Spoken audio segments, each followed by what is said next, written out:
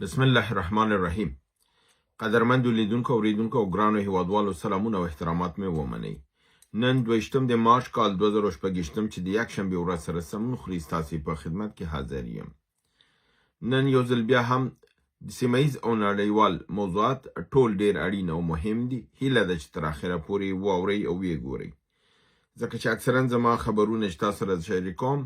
خپله دوستانو دی لیکي چې د اکثرا د نورو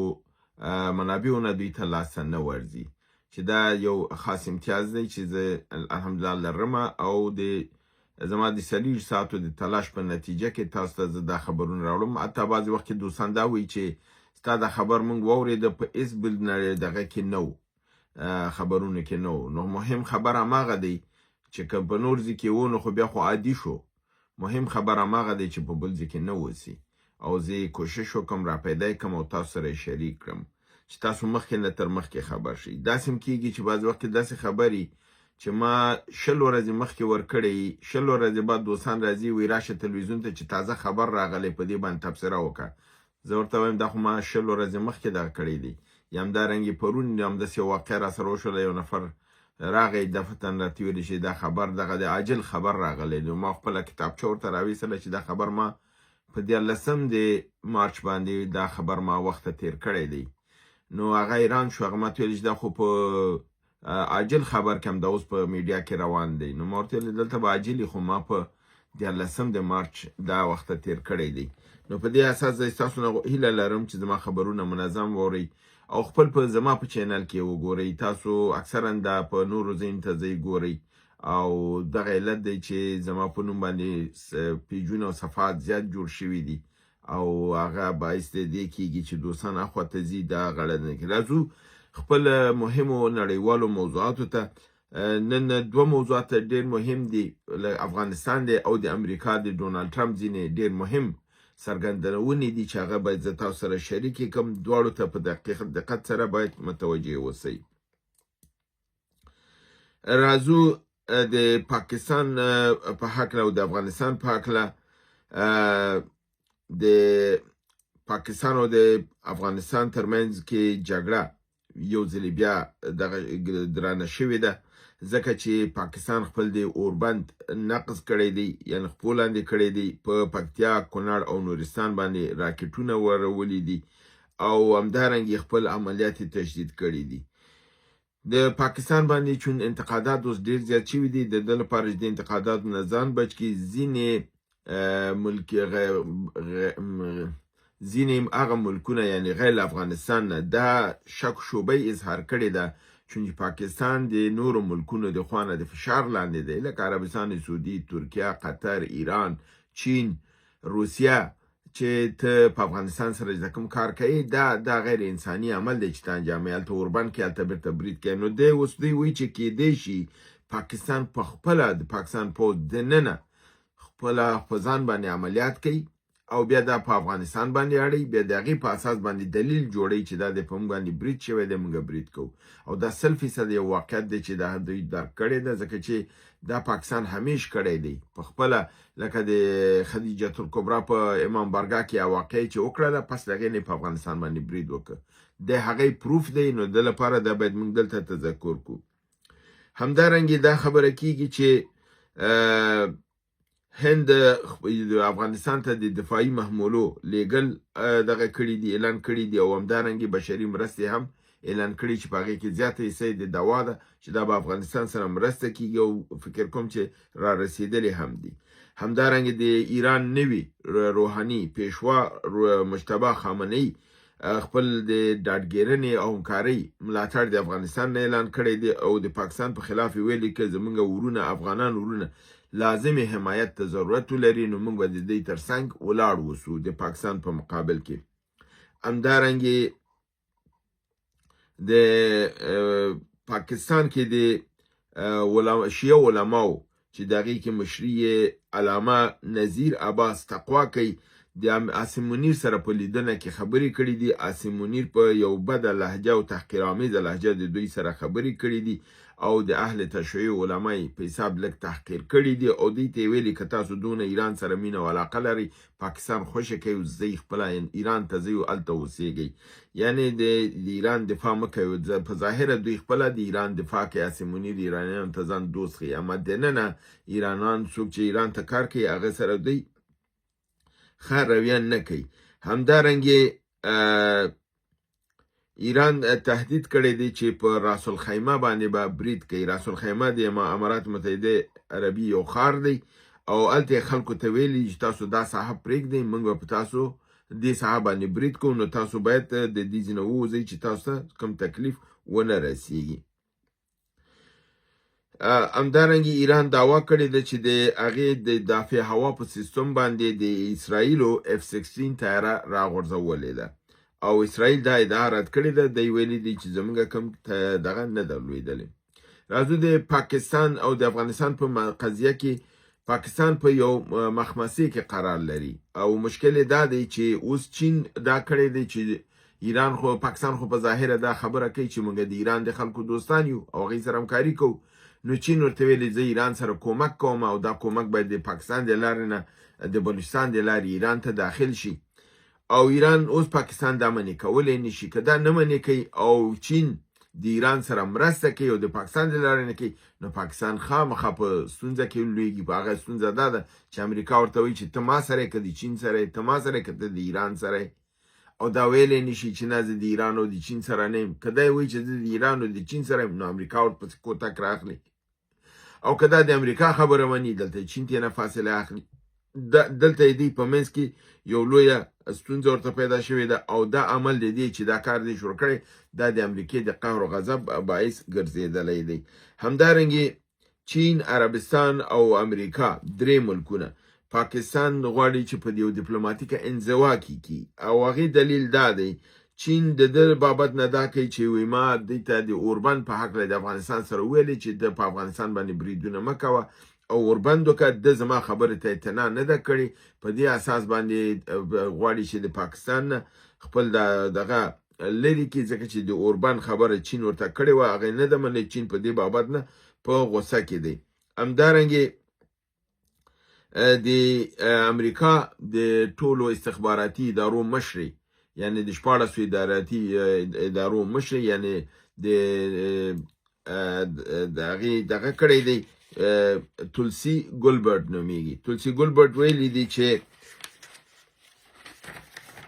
دا تولسی ګلبرټ د ډایرکټریټ اف نیشنل انټیلیجنس مشره ده. نو دی ویلي دی چې پاکستان میزایلونه او دغه چې دي توغندي چې دي دا یو نړۍ ته خطر دی او دا باید حذف کړلی شي، باید له منځه ویوړل شي. یعنې څنګه چې ایران ته دوی ویلې اوس یې د پاکستان ته شروع کړې ده چې څنګه ما تاسو پیشبیني کړې وه چې انشاءالله پس له روژې نه دلته یو پروګرام شته دی چې هغه لا اوس نه دا به شروع کیږي او په پاکستان کې به تاسو وګورئ چې هماغه حالت به لکه څنګه چې ایران کې جوړ کړي. نو دا شروع ده دا د امریکا د 14 استخباراتي ادارو رئیسه ده د نیشنل ډایرکټریټ فار انټیلیجنس چې دی دا د ده تر لاس لاندې دی او ده دا خبره کړې ده. نو دم دا خبره کړې ده، چین هم کړې ده او عربستان سعودي هم ویلي دي چې پاکستان دوه ګونې لوبه لري. دلته زموږ سره دوستي کوي، هلته د ایران سره ملګرتیا کوي او دا موږ ته قابل د قبول نه دی. دوه ګونه لوبه باید ونه کړي، یا باید موږ سره یا باید د ایران سره. پاکستان ویلي چې دا زموږ دوه ګونې لوبه نه ده، دا زموږ د پالیسۍ عمق دی او دا زموږ ډیپلوماتیکه ستراتیژي ده چې موږ دا کوو. نو دا ستراتیژي باید په مرګ باندې تمامیږي انشاءالله ځکه چې دا ستراتیژي نړۍ ته قابل د منلې نه ده. راځم دویم خبر ته چې هغه هم ډیر مهم دی او په غور سره ورته متوجه اوسئ. ډونالد ټرمپ دوه ټویټه کړي دي، یعنی خپل په ایکس پاڼه کې دوه دغه لیکلي دي چې دا دواړه ډیر سره متضاد غوندې راښکاري.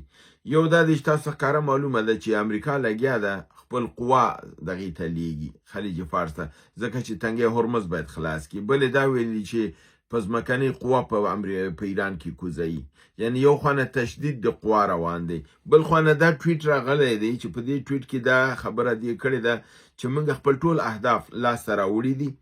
او موږ چې کوم دغه کوشش روان کړی و په تر ډېر حده پورې خپل نظامی اهداف مو ترلاسه کړي او په دغه کې په شرق میانه کې کوم یو خطر چې و هغه له منځه وړی دی او ممکنه ده چې د ایران تروریستي نظام چې دی دا تضعیفه شوی دی او په دې اساس باندې دوی غواړي چې خپل دغه د دې ځینه ورو ورو یعنی خپل خپې سپکې کړي. اول دا لیکلي د ایران د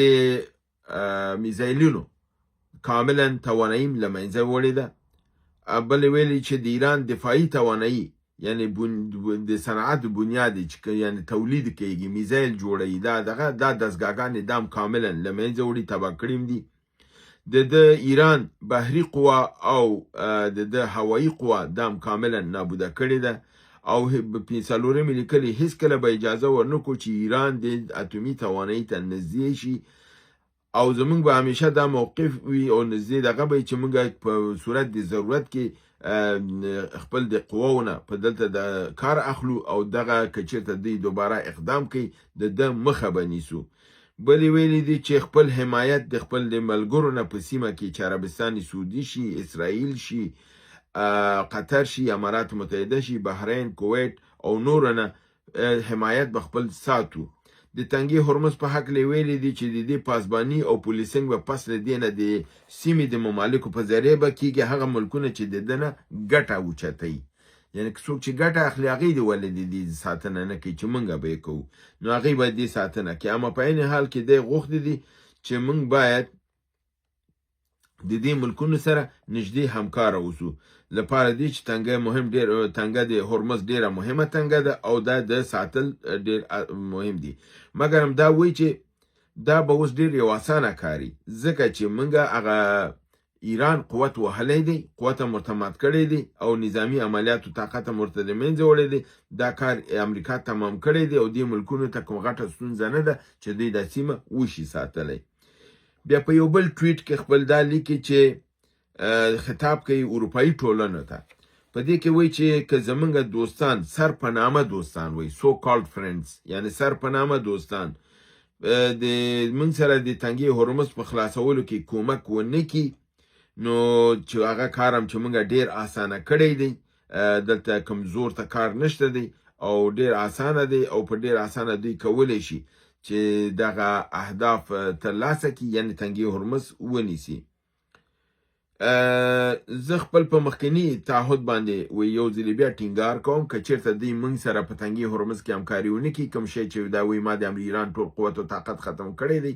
او دوی کولی شي چې په ډېر اسانه باندې لاړ شي تنګي هرمز ونیسي او محفوظ یې کړي او دلته کوم دومره ستونزه نه ده. یعنی داسې یو احسان په هغې اچوي چې کار ما تمام کړی دی خو بس یعنی حلاله ما کړې ده نور تاسو لاړ شئ د غوښه ویشي دا رقم ته اسانه نیول در حال چې خبره حقیقت خو دا نه دی. ایران خو همدا اوس هم دغه کوي او بل دا ویلي دي چې که چېرته دوی دا کار ونه کړي نو امریکا دغه دی چې خپل د ګرینلینډ غوښتنه وکړي او ګرینلینډ امنیت زموږ د امنیت ملي لپاره اړین دی او موږ به ګرینلینډ غواړو دا باید موږ ته راکړلی شي. اوس وایي چې توپ چې دی دا د دغې په جال کې دی د اروپایي ټولنې چې دوی څنګه تصمیم نیسي خو موږ ناتو سره کومک کړی دی په لسیزو باندې مرسته ورسره کړې ده خو دوی په بازګشت کې په دوباره موږ ته شی تر اوسه نه دي راکړي یعنی په بدل کې تر اوسه څه نه دي راکړي. اوس د دوی نوبت دی چې دوی باید موږ ته یو څه راکړي او هغه دا دی چې دوی باید موږ ته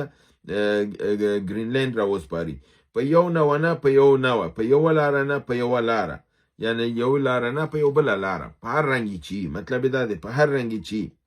زمونږ د دې توانایي لرو چې خپل یعنی د اهداف ترلاسه کړو یعنی ګرینلینډ واخلو. او بیا دی ویلي چې زما خپل اردو ډیره قوي کړې ده او په ډیر اوچت معیارونو سره مستواره کړې ده د امریکا او د نړۍ امنیت ساتلی شي او په هر شکل چې وسی موږ به دا نورم بهترین کوو او قوي کوو به. نو دلته اوس د دوی دا دغه راځي چې دا خبرې دی دلته دا وکړه چې ایران تضعیفه کړی دی میزایلونه یې اخیستي دي هلته ایران په ګوراسیې په جزیرې باندې حمله وکړه دیګو ګارسیه باندې او په دیګو ګارسیه کې د امریکا الته اډه د اډه ورته ووهله ځکه چې د اروپایان دا نه مني چې ایران قوي میزایل لري دی وایي چې د ایران قوي ترین میزایل 2500 کیلومترو نه زیات نه ځي در حال چې نن کوم میزایل باندې ایران دیګو ګارسیه ووهله هغه 4000 کیلومترو نه زیاته ساحه ده دا ثابتوي چې که هغه 4000 کیلومتره دا ساحه وهلی شي نو 4000 کیلومتره خو د اروپا هره ساحه وهي او ایران خو دنه قوي میزایل هم لري خو اروپایان دې ته قایل نه دي چې دا لري امریکایان دې ته قایل نه دي نن چې کله دی ویل چې موږ ایران ختم کړی دی مسله ختمه ده خپله کامیابي غوندې اعلان کړله او اوس د دې مسلې نه زه ځم اوس د ګرینلینډ ته ځم او دا د سیمې ممالک د دا مسله حل کړي در حال چې اخوانه قوا لګیا ده وړي د هرمز خلاصولو ته چې نه پوهېږي کوم حالت به د دوی صحیح وسي مګر دلته بیا ایران په ګارسي باندې حمله کوي او د امریکا دا ټولې خبرې په حساب غلطې او دروغ ثابتېږي راځم څلورم خبر ته خپل هغه زمونږ دا دی چې د اسرائیلو د دفاع هوایی د تولیداتو فابریکه چې دا په نامه د کارخانه ملامی دغه دلته د دفاع هوایی سیستمونه جوړیږي د پیکان په نوم باندې دا ایران هدف ګرځولې ده او کاملا له منځه وړې ده همدارنګه اردوغان خبرداري ورکړ اسرائیل ته چې په خاورمیانه کې یعنی شرق الاوسط کې د اور سوځونه چې دی اخته کړې ده او په 100,000 تنه کسان په دلته ووژل اسرائیل د مسؤله ده او د قیمت به اسرائیل ضرور ادا کوي همدارنګه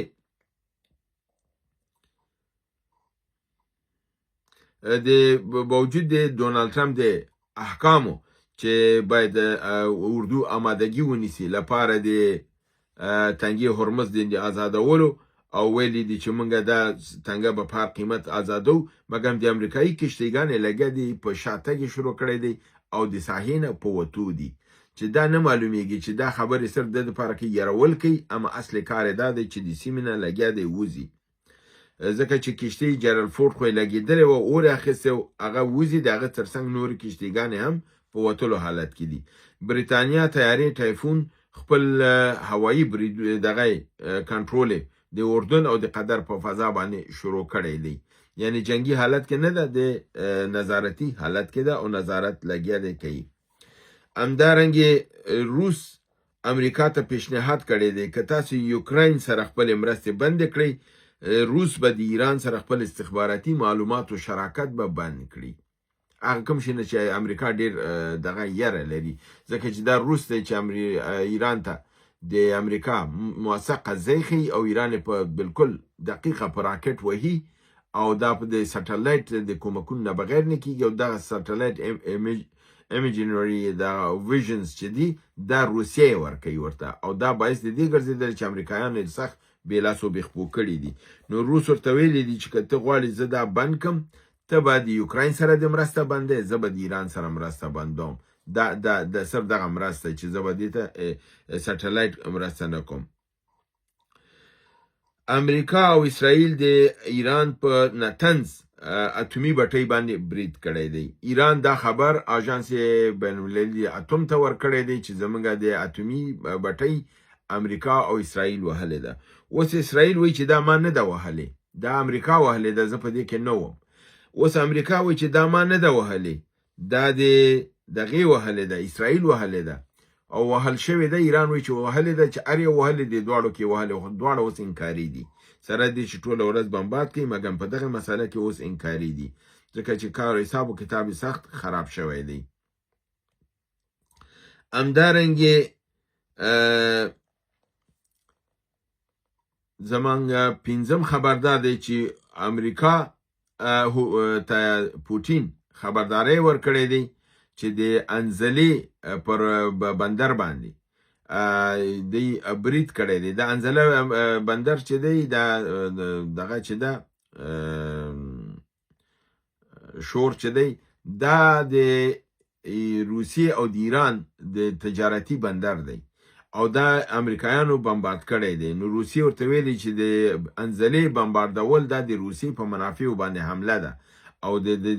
دې بابت نه به امریکا قیمت ادا کوي او روسیه به خپل انتقام ضرور اخلي. او آخري خبر زما د نن ورځې دا دی چې 38 تنه د امریکا د برحاله او پخواني 38 تنه برحاله نظامیان او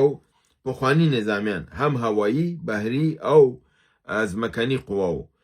چې په دې کې 4 تنه 4 سټاره یعنی 4 سټار جنرالز دي د ډونالد ټرمپ په حیث سرقمندان اعلی حمایت نه کوي او ویلي دي چې دا باید کورټ مارشل شي ځکه چې د دې اعمال چې دي په خلاف د قوانین د امریکا دي او دا غواړي چې ملکی حکومت او اردو سره په جنگ کې واچي. کوم کار چې پاکستان اردو شروع کړی دی دا کار ډونالد ټرمپ کړی دی. اوس دا جنرالان په مقابل کې ودرېدلي دي او په دې کې جنرال مارکوس کولډویل دی